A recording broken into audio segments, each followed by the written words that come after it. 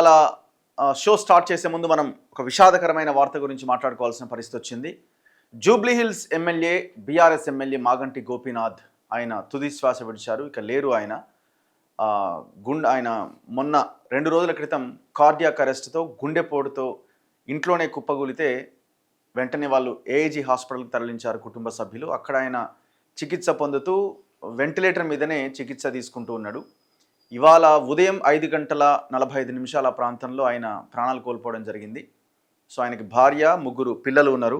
ఆయన మూడు సార్లు ఎమ్మెల్యే. 2023లో మూడోసారి ఆయన ఎమ్మెల్యేగా ఎన్నికయ్యాడు.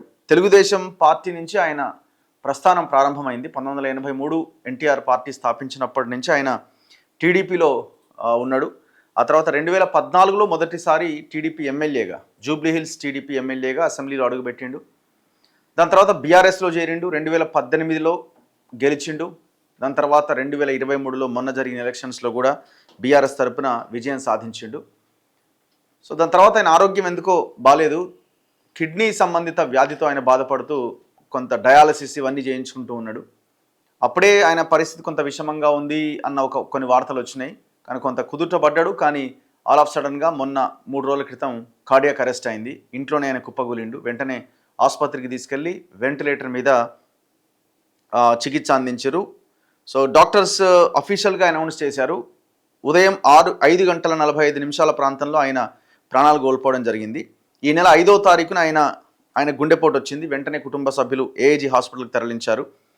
అయితే వెంటనే ఫ్యామిలీ మెంబర్స్ కూడా సిపిఆర్ చేసిరట. సిపిఆర్ చేసిన తర్వాత మళ్ళీ హాస్పిటల్ తీసుకెళ్తే హాస్పిటల్లో కూడా సిపిఆర్ చేస్తే కొంత కదలిక వచ్చింది, గుండె కొట్టుకోవడం స్టార్ట్ అయింది అని అన్నారు. కానీ అప్పటికే కొంత ఈ ఆక్సిజన్ లెవెల్స్ ఆర్గాన్స్కి అందకపోవడం, దీంతో ఆయన బ్రెయిన్ కానీ మిగతా అన్ని పార్ట్స్ కూడా పనిచేయడం ఇదైంది. కాకపోతే వెంటిలేటర్ మీద ఉన్నాడు. సో బతుకుతాడేమో అనుకున్నారు, కానీ అవకాశం లేకుండా పోయింది. ఎందుకంటే ఆయన మల్టిపుల్ ఆర్గాన్ ఫెయిల్యూర్స్తో కూడా బాధపడుతున్నాడు, కిడ్నీ వ్యాధితో కూడా బాధపడుతున్నాడు. కాబట్టి ఆయన ప్రాణాలు కోల్పోయిండు. సో టీడీపీ వ్యవస్థాపకుడు ఎన్టీఆర్ స్ఫూర్తితో మాగంటి 1982లో టీడీపీలో చేరిండట. 85లో హైదరాబాద్ నగర తెలుగు యువత అధ్యక్షుడిగా ఎంపికైండు. ఎన్టీఆర్ స్వయంగా ఆయనకు నియామక పత్రాన్ని అందజేశారు. 2014లో తొలిసారి టీడీపీ నుంచి ఎమ్మెల్యేగా, ఆ తర్వాత 2018లో బీఆర్ఎస్లో చేరారు. ఆ ఏడాది జరిగిన ఎన్నికల్లో కూడా విజయం సాధించారు. అనంతరం 2023లో జరిగిన ఎన్నికల్లో గెలిచారు. వరుసగా 3 సార్లు ఎమ్మెల్యేగా ఆయన గెలుపొందారు. 2022లో బీఆర్ఎస్ హైదరాబాద్ జిల్లా అధ్యక్షుడిగా మాగంటి గోపీనాథ్ పనిచేశారు. ఇప్పుడు కూడా ఆయన డిస్ట్రిక్ట్ ప్రెసిడెంట్ అనుకుంటాను. సో ఈ KTR family and Maganti Gopinath family కూడా చాలా చాలా క్లోజ్ వాళ్ళు. ఎందుకంటే కేటీఆర్ కొడుకు, మాగంటి గోపీనాథ్ కొడుకు ఇద్దరు ఫ్రెండ్స్ అవ్వడంతో ఇంకా వాళ్ళ బంధం మరింత బలపడ్డది. సో ఆయన ప్రస్తుతానికైతే ఆసుపత్రిలోనే ఆయన పార్థివ దేహం ఉంది.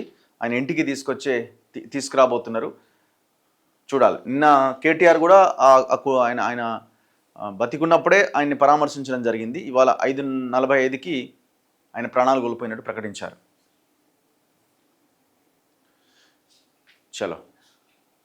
సో అన్ని పేపర్స్లో ఒక వార్త ప్రధానంగా ఉన్నది. మంత్రివర్గ విస్తరణ అని, క్యాబినెట్ ఎక్స్పాన్షన్ ఉండే అవకాశం ఉంది. 3కి అవకాశం దక్కబోతున్నది. మొత్తం 6 పెండింగ్ ఉంటే 6లో 3.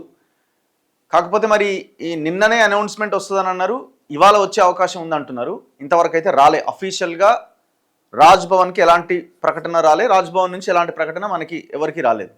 సో మరి ఎమ్మెల్యే మరణంతో ఇది వాయిదా పడే అవకాశమే ఉంటుంది ఖచ్చితంగా, నేను అనుకోవడం అయితే. ఎందుకంటే ఆయన చనిపోయిన తర్వాత క్యాబినెట్ ఎక్స్పాన్షన్ చేస్తారని అయితే నేను అనుకుంటలేను.